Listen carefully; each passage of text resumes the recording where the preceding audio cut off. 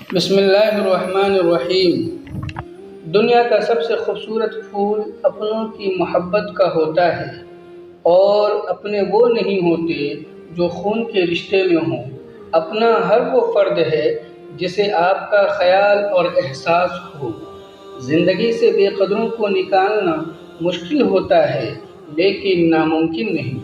بس ایک اصول بنا لیں، جو لوگ آپ کی قدر نہیں کرتے آپ بھی ان کی قدر نہ کریں، انہیں خاص سے عام کر دیں۔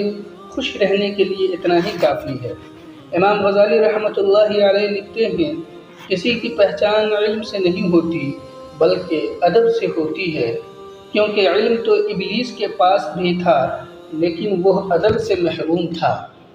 اگر آپ کے ساتھ ناانصافی اور زیادتی کی حد ہو جائے تو صرف اتنا سوچ کر خاموش ہو جانا کہ جو ذات اوپر بیٹھی ہے وہ بہت بے نیاز ہے۔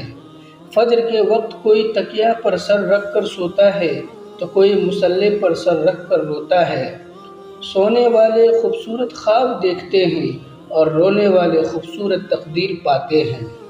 دنیا کا سب سے اچھا تحفہ وقت ہوتا ہے، کیونکہ آپ اگر کسی کو اپنا وقت دیتے ہو تو آپ اسے اپنی زندگی کا وہ پل دیتے ہو جو کبھی لوٹ کر نہیں آتا۔ انسان کو دو گناہوں کی سزا دنیا میں ہی مل جاتی ہے، زنا اور والدین کی نافرمانی۔